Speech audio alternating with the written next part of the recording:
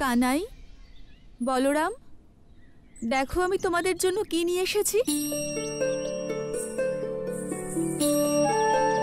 গুরুমা, আপনি এখানে আর আপনি আমাদের ডেকেছেন কেন? এই বস্ত্র, এই প্রসাদ, এইসব কি?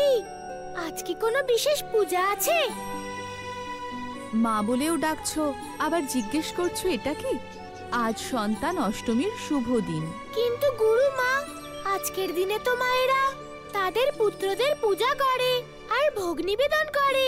কানাই, এই আশ্রমের প্রতিটি বালক আমার কাছে পুত্র সমান, আর তাই আজ সন্তান অষ্টমীর দিনে আমি সকল বালককে পূজা করব। দেখলে দাদা, আমি বলেছিলাম না যে আশ্রমে গুরুমা আর গুরুদেবী আমাদের মা বাবার সমান। পুত্র, চলো এবার নিজের মায়ের আদেশ পালন করো আর নিজের জন্য বস্ত্র নির্বাচন করো। গুরুমা, এই বস্ত্র তো অত্যন্ত সুন্দর। গুরুমা, সেসব তো ঠিক আছে, কিন্তু এই হাঁড়ি। কানাই, আমি জানি তুমি মাখন খুব ভালোবাসো, সেই কারণে আমি নিজের হাতে তোমার জন্য মাখন বানিয়েছি। মাখন? আজ আমি মন ভরে মাখন খাবো গুরুমা। গুরুমা এই মাখন পুজোর জন্য বানিয়েছেন, তুই এখন খাবি বলে বানাননি। না না কানাই, সন্তানের ইচ্ছের থেকে বড় কোনো পূজা হয় না। তুমি চাইলে এই মাখন এখনই খেতে পারো। না গুরুমা, আপনি আমার মায়ের মতন ব্রত রেখেছেন, তাই না? তাই পুজোর পরেই আমি আপনার বানানো প্রসাদ খাবো। মা, দেখো এই নতুন বস্ত্রে আমাকে কেমন দেখাচ্ছে। আরে বাহ ভুবন, আজ তো তোমাকে তোমার মায়ের প্রিয় ভুবনের মতো দেখাচ্ছে। কানাই, বলরাম, এবার তোমরা দুজনে যাও আর পূজার জন্য তৈরি হয়ে এসো।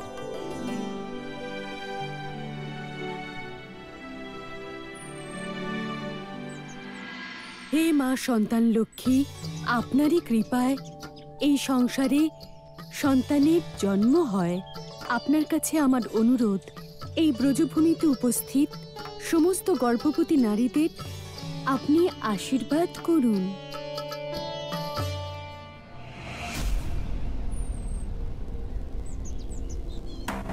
কৃপা তো অবশ্যই হবে, কিন্তু সন্তান লক্ষ্মীর নয়, দানব মাতা দানুর। মা সন্তান লক্ষ্মীর কৃপায় আপনাদের সবার গৃহে স্বাস্থ্যবান, সুন্দর আর ভাগ্যবান সন্তানের জন্ম হবে। জয় মা সন্তান লক্ষ্মী।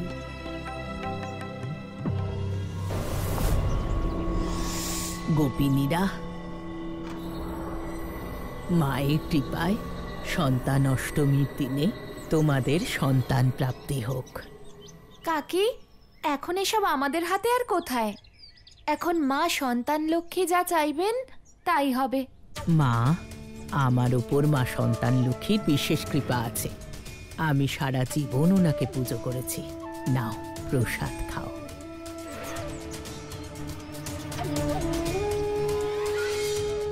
তোমাদের সন্তানদের উপর মা লক্ষ্মীর বিশেষ কৃপা থাকবে।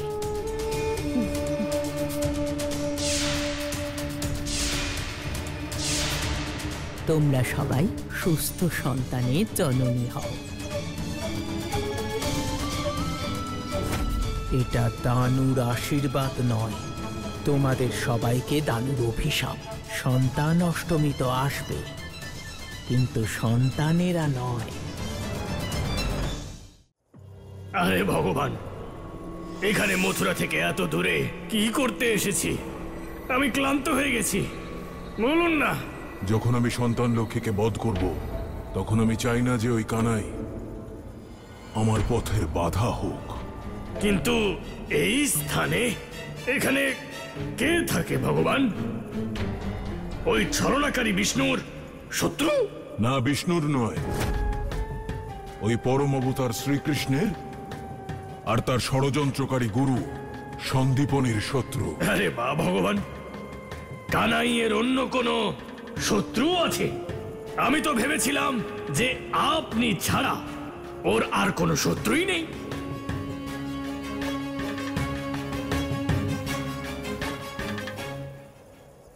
শঙ্খাসুর! এ সেই শঙ্খাসুর নয় তো, যাকে কানাই শঙ্খ চুরি করার পরে জীবিত ছেড়ে দিয়েছিল? সেই শঙ্খাসুরই এবার কানাইয়ের পরাজয়ের কারণ হবে। বেরিয়ে এসো শঙ্খাসুর! কে ভাবে মৃত্যুকে ডাকছে? আমি ভগবান কংস। তোমাকে তোমার উদ্দেশ্য মনে করাতে এসেছি। বেরিয়ে এসো। যদি তোমার মৃত্যু এত প্রিয় হয় তাহলে আত্মহত্যা করছো না কেন? আমার হাতে কেন মরতে চাইছো?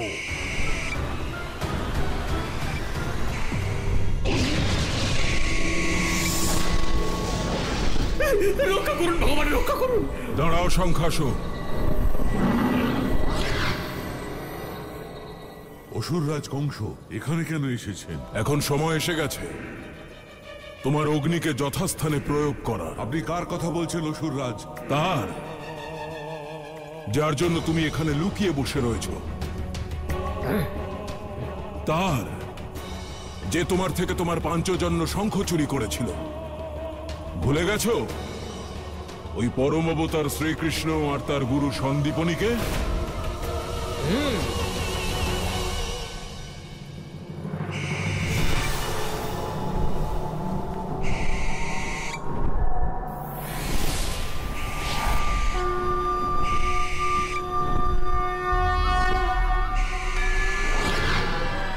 ওই কানাইকে কি করে ভুলবো আমি? ওকে বিনাশ করার শপথ নিয়েছিলাম আমি, কিন্তু ওকে মারার কোনো পথ নেই আমার কাছে। সেই জন্যই তো আমি এসেছি তোমাকে পথ দেখাতে। আপনি কি চান অসুররাজ? আজ সন্তান অষ্টমী। সন্দীপনীর আশ্রমে সন্তান লক্ষ্মীর পূজার প্রস্তুতি চলছে। ওই গুরু সন্দীপনীর কথাতেই কানাই তোমার থেকে শঙ্খ চুরি করেছিল না? তাই সর্বপ্রথমে প্রতিশোধ ওই সন্দীপনীর উপরেই নেওয়া উচিত তোমার। যাও, আজ সন্তান অষ্টমীর শুভ দিনে সন্দীপনীকে সন্তানহীন করে দাও।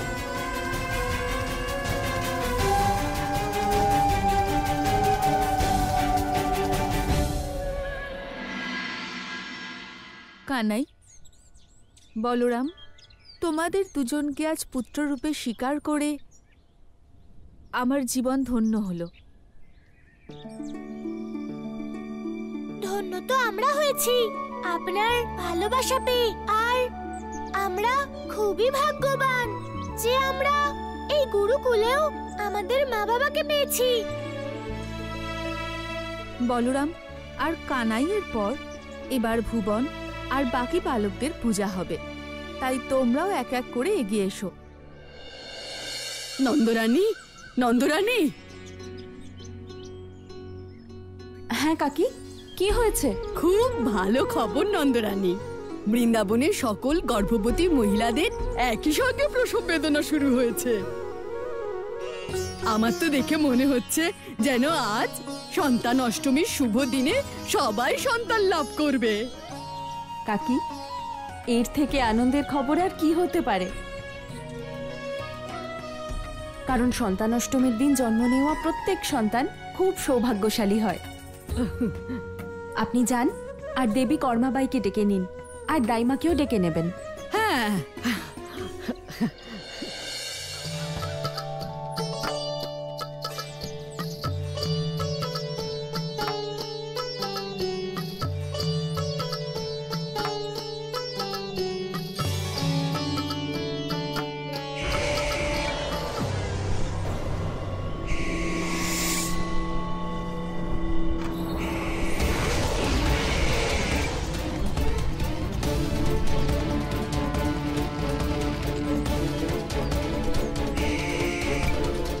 মনে হচ্ছে অবশ্যই এটা কোনো একটা অসুর পাখির রূপ ধরে এসেছে।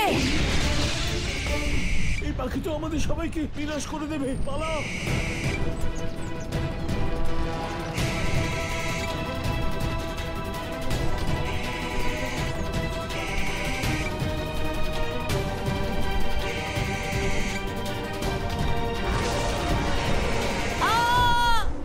না, ভুবন! কেউ বাঁচাও আমার পুত্রকে। স্বামী, পুত্র, ও ও আমাদের পুত্রকে নিয়ে গেল। ভুবন!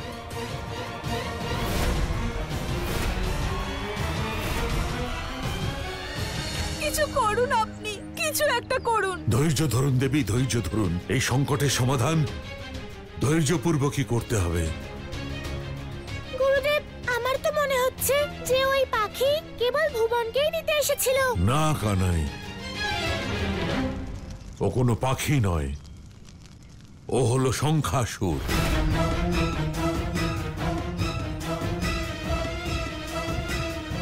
শঙ্খাসুর? হ্যাঁ কানাই, সেই শঙ্খাসুর যাকে পরাজিত করে তুমি পাঞ্চজন্য শঙ্খ ধারণ করেছিলে।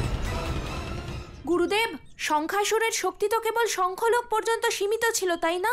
তাহলে ও এখানে কি করে চলে এলো? প্রতিশোধ। মনে হচ্ছে আমাদের উপর সেই পরাজয়ের প্রতিশোধ নিতে এসেছিল। কানাই, ও শুধু এখানে আসেইনি, বরং আজ এই সন্তান অষ্টমীর দিনে আমাদের সন্তান হারা করে দিয়ে গেল। না গুরুমা, আমরা ভুবনের কিচ্ছু হতে দেব না। আপনি আপনার পুত্র ভেবে আমাকে পূজা করেছেন, আর তাই আমি আমার গুরু ভাইয়ের কিচ্ছু হতে দেব না। এবার এই সন্তান অষ্টমীর পূজা আমার কাছে তখনই সফল হবে যখন আমি গুরু ভাইকে রক্ষা করব। গুরুদেব, আমি আপনাকে কথা দিচ্ছি, আমার গুরু ভাই, আমার গুরু মায়ের ভুবনকে ফিরিয়ে আনতে পারবো। তার জন্য আমাকে যাই করতে হোক না কেন।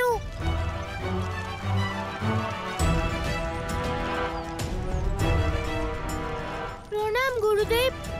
কল্যাণ হোক। চলো দাদা।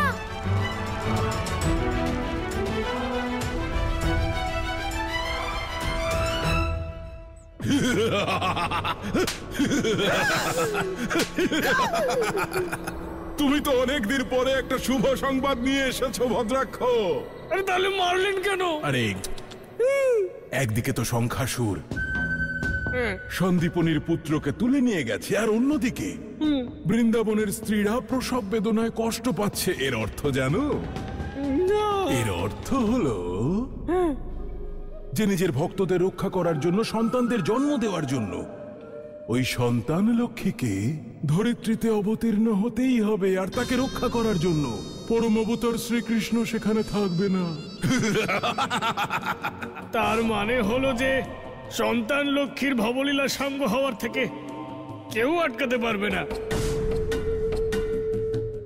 শুধু একবার ওই সন্তান লক্ষ্মী আমার সামনে আসুক, তারপর নিজেদের সখাদের সঙ্গে ওই দুজন কানাই আর বলরাম সন্তান লক্ষ্মীর সব নিজেদের কাঁধে তুলে নিয়ে বলো কংস কংস বলো, বলো কংস কংস বলো, গাইতে গাইতে পথ দিয়ে যাবে।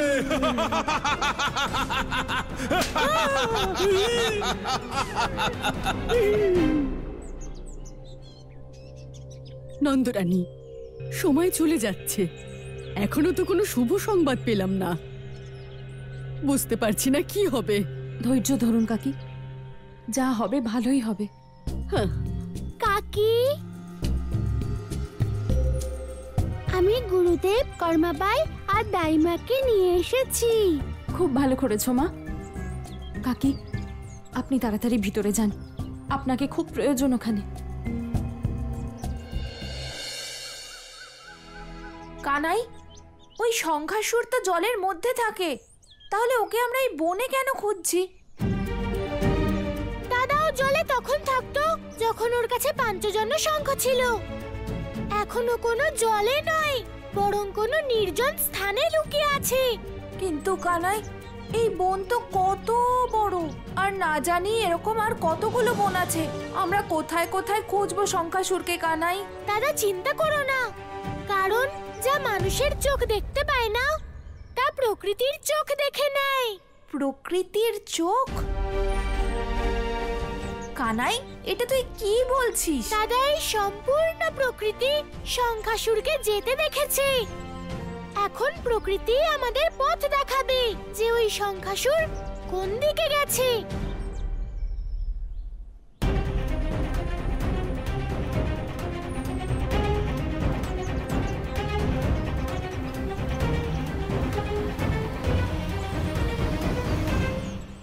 এ তুমি কি বলছো কর্মাবাই? মনে হচ্ছে কোনো অশুভ শক্তি মায়েদের গর্ভকে বেঁধে রেখে দিয়েছে, তাই সময় পূর্ণ হবার পরও সন্তানদের জন্ম হচ্ছে না। অশুভ শক্তি? গুরুদেব, এইভাবে তো সমস্ত মহিলা আর তাদের সন্তানদের জীবন সংকটে পড়ে যাবে। গুরুদেব, এই সংকট দূর করার কোনো উপায় তো থাকবে। নন্দরানী, সর্বপ্রথম আমাদের আম কাঠের পবিত্র ধোঁয়া দিতে হবে। ওই পবিত্র ধোঁয়ার কারণে সম্ভবত অশুভ শক্তির প্রভাব কিছুটা কম হবে। হ্যাঁ গুরুদেব, হ্যাঁ, আমি এক্ষুনি ব্যবস্থা করছি। চলো। হ্যাঁ চলো। গুরু গর্গাচার্য, পবিত্র ধোঁয়া কেন? যদি তুমি দেবতাদের বৈদ্য ধন্বন্তরীকেও ডেকে আনো তাও কিছু হবে না। এই সন্তানদের জন্ম তখনই হবে যখন স্বয়ং সন্তান লক্ষ্মী প্রকট হবেন। যদি তিনি না আসেন তাহলে মার এই সন্তানদের মধ্যে কেউ বাঁচবে না। গুরুদেব, ওই অশুভ শক্তি এখানে কি রূপে আসতে পারে? রাধামা, অশুভ শক্তির কোনো নিশ্চিত রূপে আকার প্রকার কিছুই হয় না, কিন্তু আমরা সর্বদা তা অনুভব করতে পারি। আমাকে দেখতে হবে, এই অশুভ শক্তি আমাদের আশেপাশেই নেই তো? এই মহিলাকে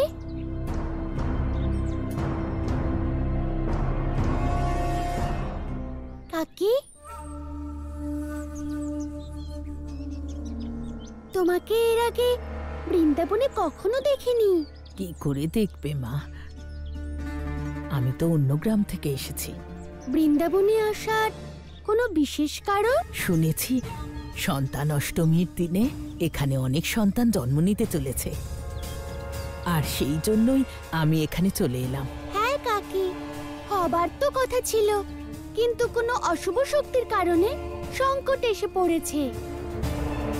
যদি তোমার কারোর উপর সন্দেহ হয় তাহলে আমাকে অবশ্যই জানিও।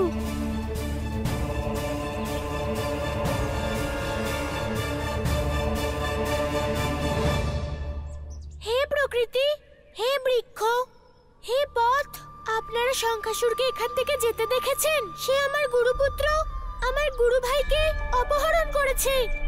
আমার গুরু ভাইয়ের জীবন সংকটে রয়েছে, তাই হে প্রকৃতি আমায় সাহায্য করুন। শঙ্খাসুরকে খুঁজে পাওয়ার জন্য আমাকে পথ দেখান।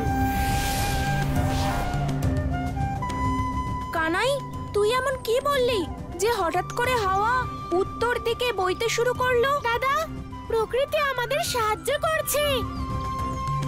হাওয়ার উত্তর দিকে বয়ে চলার অর্থ হলো শঙ্খাসুর এই দিকেই আছে। ঠিক আছে কানাই, কিন্তু আমাদের তো এটা জানা নেই যে ওই শঙ্খাসুর উত্তর দিকে আমাদের গুরুপুত্রকে নিয়ে কত দূর চলে গেছে। আমরা ওকে কি করে খুঁজে পাবো কানাই?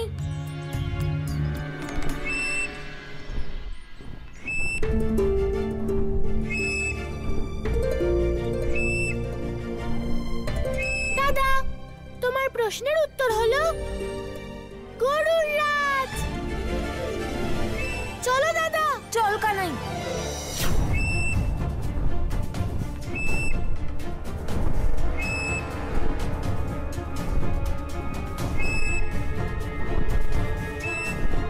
মোহন, কোথায় তুমি?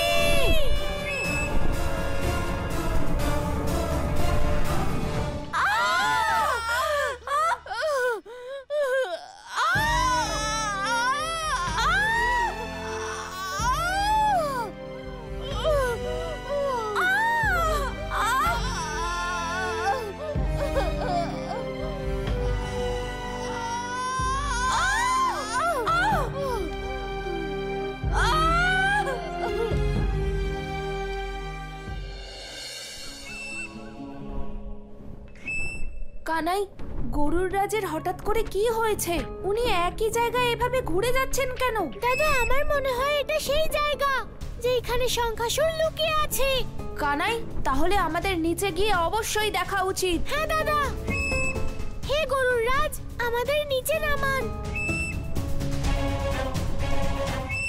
এসো দাদা।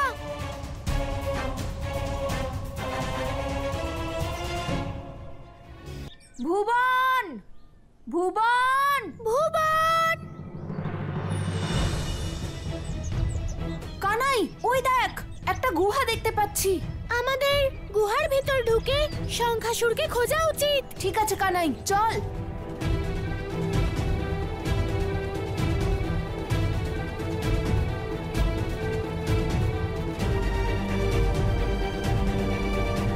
ভুবন! ভুবন! কানাই, এখানে তো কেউ নেই। দাদা, আমাদের এত তাড়াতাড়ি কোনো সিদ্ধান্তে পৌঁছানো উচিত নয়। সামনে এগিয়ে দেখি যে কি আছে।